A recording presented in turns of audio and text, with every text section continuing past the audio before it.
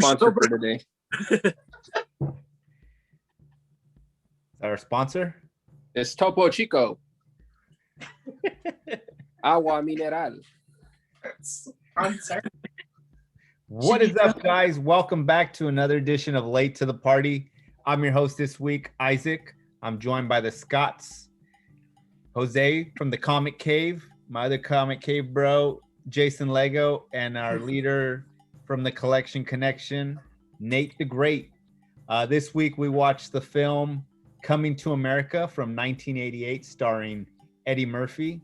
This film has a 67% Rotten Tomatoes score, a 7 out of 10 IMDb score, and 94% of Google users like this movie. This movie was directed by John Landis. I don't know what else he's directed. It starred Eddie Murphy, Arsenio Hall, James Earl Jones, and Shara Headley. So who hadn't seen this movie again was Liz. Let's start by saying, did you like this movie?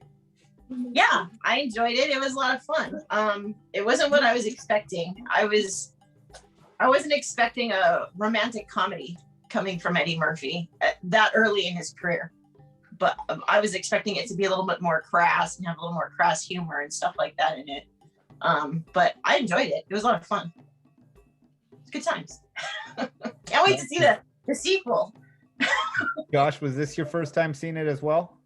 No, I'd seen it a couple of times back in the day, but admittedly, I was a lot younger at that time. For sure. Jose, it was your first time also watching this film. It sure was. I'm kind of on the same boat as Liz. I wasn't expecting it to be a romantic comedy. I had watched other videos that have touched on it, made mentions of it, but nowhere did they mention that it was there was some romance involved. So it was a nice surprise. It was funny. The humor was, I guess, in my opinion, a little subtle, but it hit the marks. The hair care product stains on the sofa just had me rolling, man. Just those little things like that. I loved it. It was a fun ride for me. Nate, So glad. how about him driving his car and he's blasting that as he's the soundtrack? Yeah. What a douche. When you're introduced to the family, the mom and the dad, and they all have the same hair, and the grandma. Nate, you said something earlier that you remember it being a lot funnier in the 80s. Yeah. I mean, during the 80s, Eddie Murphy was gold. Anything he did was hilarious. And this movie, I think just because it was Eddie Murphy at that time, like if you would like fart, you would think it was funny. So anything he did or said or was doing, it just had like dollar bills attached to it. But I didn't really have too many laugh out. I remember when I was a kid and I watched it and the girl pops up from the hot tub. It says, "Your royal penis is clean." I remember that. I was giggling for 10 minutes when I was a kid. She said royal penis. But it just didn't have the same bang as it did, in 88. I was giggling. Like, she said penis. Every time I hear that line, I think of Snoop Dogg rap music, because this was sampled a lot in one of Snoop Dogg's albums. Lego, what do you think of this movie? I liked it a lot more when I was a wee lad. It was kind of fun going back to it, and like you guys were saying, the soul glow. It was more the background stuff that had me laughing. But yeah, solid movie. Lego, McDowell's. I know you had to be stoked about McDowell's. 2 all-beef special sauce, lettuce, cheese, pickles, onions, but our bun doesn't have sesame seeds. McDowell's was, honestly, that was probably my favorite part of the whole movie. I loved that. I loved them setting it up and just like, they got the this, we got the that. and you know, that was really good. I liked all that. I'm not a fan of the line in front of McDonald's every day, and McDowell's brings me joy. All right, starting with Nate, what was your favorite scene of this movie? My favorite scene of the movie is the cameo of the two old dudes from Brewster's Millions. You bastard. When Eddie Murphy's character gives him the money, and they're like, "Oh, we're back in it." And if you guys, I don't know if you guys have seen Brewster's Millions, but that was a cameo from one of those movies that Eddie Murphy did that was gold. Sorry, Liz. It's Trading Places. Was it Trading Places? It's Trading Places with Dan Aykroyd and Jamie Lee Curtis. That's right. Which one was Brewster's Millions? That's Richard Pryor. It was. That's huh? where he has to spend all the money. There you go. It's okay, Nate. They all look the same. This is where we lose all. Oh man. All right, Scott, what was your favorite scene? Well, unfortunately, Nate took my top one. But let's see. Yeah, I don't know. Well, the fake fighting scene with Arsenio Hall and Eddie Murphy. Oh yeah. Where the two of them are like doing their little like fight scene before they come to America and stuff. It's like, what the hell? These two are doing what? And Eddie does that like series of backflips and then like flips through the air and lands on his feet. Who's buying this? No. It was just to show that later on in the film that when Samuel L. Jackson showed up that he was much of a badass. It was just to do that. I guess. It was a precursor to the Wakanda fight scenes. There you go. This movie did have lasting influence. Yeah. It just went up. You know what I enjoyed about this movie though is Arsenio Hall. This is the first real movie I think I've ever seen him in. Like I knew Arsenio Hall from stand up and like his show at the end, the Arsenio Hall show. But I've never really seen him in the movies. Yeah. And this was pretty cool, like actually seeing him act. Nice. If I have to go with favorite scene, I think it's pretty much any of the scenes in the barbershop with Arsenio and Eddie Murphy playing the different roles. And I was, I kind of suspected it was, but I was really surprised that it was Eddie Murphy playing the old Jewish man. Unbelievable talent, almost seamless, just fantastic. Yeah. There's an SNL sketch that he did a long time ago too, where he put on the white face and he goes around and he pretends to be a white man. It's a pretty good one if you could ever go and look for that one. Wonder where Dave Chappelle got all his ideas from. Yeah. Jose, favorite scene? God, I had so many, but I think just the setting up the opening sequence. They sing or they play the orchestra to wake him up, and when he goes into the bathroom, he says, "What's his assistant's name?" Where he says, "I am 21 years old today. Do you think for once I can go to the bathroom by myself?" And he says, "Ha ha ha, King, very funny. Royal wipers." It's just to show how absurd that life is. 21 years wiped. Like, oh my God, like so over the top. Like I said, just the whole flower petals on the floor for every time he walks. And then when they're having the dinner and he wants to talk to his mom and dad and he gets up and he starts walking. Oh my God, what's he doing? I think he's coming over to talk to us. Wait. Royal flower peddlers. And they all run to throw the flowers to make sure. Like the whole thing, man, it's absurd. It's hilarious. And they do it really well. I love that whole thing. All those scenes in the palace. Lego, your favorite scene? Oh man, what's left of the movie now after? I don't know. I love the what's the glow?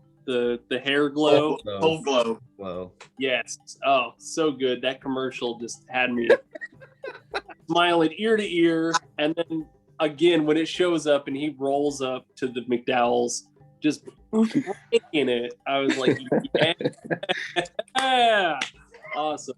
It's so good. So more of that, more glow.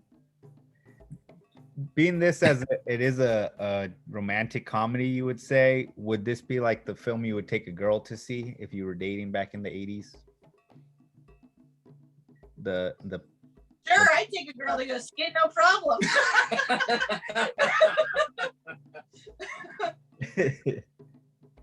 All right, let's get to the buckets. Let's start with the Scots. How many buckets? I give it 8 buckets.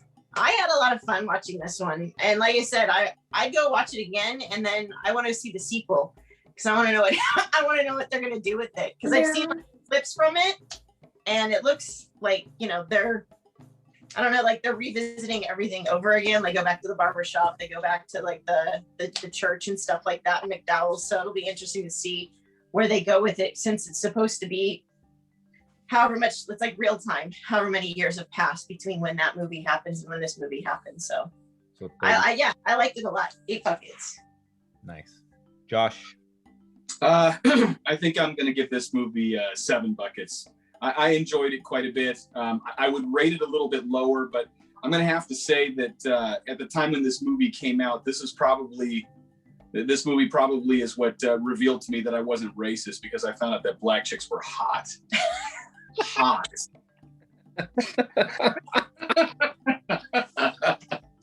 Nate. Follow up with Nate. Oh my goodness. Oh my God, Josh. Like, I don't know if that just made you racist-er. If that's a word. If it's possible. Oh man. I want to give this one 7 buckets. I mean, if you would have caught me in '88, it would have been higher, but I don't really feel like anything really stuck with me other than the McDowell stuff. Like, the actual characters themselves weren't as endearing as like the sub people that they were playing through the movie. So it was cool. I mean, I didn't have any epiphanies or revelations as I was watching it. It doesn't have any cultural ramifications other than the precursor to Black Panther with the Wakanda-like fight scene in the beginning. And the wealthy African nation. Yes. In fact, you see have you seen previews for the sequel? No. Where they're talking about the ladies. They're like, oh yeah, we're from, I forget where it says that their fictional place that they're from. She's like, oh, is that like Wakanda? And you're like, It's a fictional place. Wakanda is not real. So, they do in the next movie. They'll throw some inferences out there to a Wakanda deal. But yeah, I don't know. If I stack this one up with all of Eddie Murphy's movies from that time, this one does not very high on the list for me. I would have rather seen like Golden Child 2 than Coming Back to America or whatever myself. I remember, I want the knife. Oh, comedy gold. 6 buckets. All right, Jose, how many buckets? I will disagree with the comment that it doesn't have influence, because it does. I think it. So this came out in '88. And I believe James Earl Jones and the actress who played the Queen both went on to do Lion King, right? They played Sarabi and Mufasa. I love the dance choreography. There was a lot of culture. It was funny.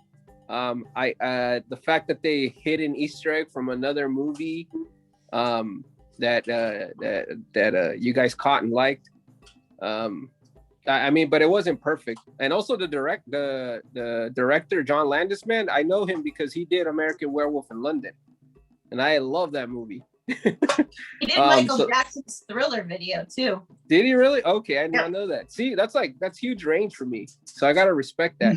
But it isn't a perfect movie. I think it's kind of it isn't touched upon that he one day wakes up and all of a sudden he feels, he wants to go look for somebody who is, an intellectual and all that, but he doesn't really do anything for the people. It's always just being done for himself. At the end of the day, it's where he's still worried about just his own life. But it is what it is. But I'll give it a solid 9 out of 10. Oh. Lego. Nice. I've kind of teetered back and forth with this one a little bit. It's a fun movie, but I don't know how much can I give this one. Is it a 10 out of 10 movie? Probably not. I'm going with a solid 7. It's fun. It's got some cultural reference. It's got some some staying power, and it's pretty good. I've got to agree with you guys too. It's 7 buckets for me as well. When I was younger, I was laughing out loud a lot, but now that I'm older, it wasn't as laugh out loud. It was more like comedy has changed a lot. It has its moments, but 7. So that's a review of Coming to America. I'm going to pass it down to Liz to what picks do we got going? Well, we like to come up with fun little categories here at the Scott household. So I'm going to come back with one that we passed on the last time, but maybe we'll go it this time. Who knows? Not saying it was aliens, but it was aliens. And the other one is, I'm talking about my best friend. I just wanted to see if I could sing, and probably not. So those are the 2 categories. Not saying it was aliens, but it was aliens. And, I'm talking about my best friend. Categories. Geez, I stumped them. Either that or they're afraid. Best friend. Best friends. Okay. I'm gonna do aliens. Okay. I'll go with friends. Okay. I'm gonna go aliens. Break He it knows up. what's on the list. Scotch knows what's on the list. Save us. We shall let fate decide. Heads, it's aliens, tails, it's best friends. I thought he was gonna throw a 20 dice. It's best friends. Best friends. Best friends. All right. right. What's in our category? So we got ourselves Lethal Weapon, Hell, the Ooh. first one. We got ourselves Sherlock Holmes with Robert Downey Jr. and Jude Law. what's his face? Jude Jude Law. Law, Thank you. I heard Law, but I couldn't remember his first name. And we have Shaun of the Dead. Ooh, that one. Ooh, Shaun of Shaun the of Dead. the Dead. Shaun of the Dead. I've never watched Lethal Weapon, so I want to watch Lethal Weapon. I'll go Lethal Weapon with Jose. I've never That's fully to watched Lethal Weapon. I've only So, you're Shaun of the Well, Dead. what happens if I pick Sherlock Holmes? then it's off the And Liz has list. to vote. Okay. In order to satisfy the crowd, He's gonna throw a 20 die. so we'll do even Odds or evens? for Lethal Weapon and odd for Shaun of the Dead. Throw it over there. Over there, I can't even see it over there. I'm gonna You throw it can't right even here. see it right there. You're blind as a freaking bat. And it is odd, so it is Shaun of the Dead. Yeah. Don't worry, Jose. This thing will come back with the new movies. We'll bring it back for you. Okay. There you have it. We're gonna watch Shaun of the Dead. Join us next week for Shaun of the Dead. Until then, I'm Isaac. I'm Jason. I'm Jose. Liz? I'm Randy Watson with sexual chocolate. Ah. God. And I'm gonna sneeze. You're scary, what you are. We're out. Bye.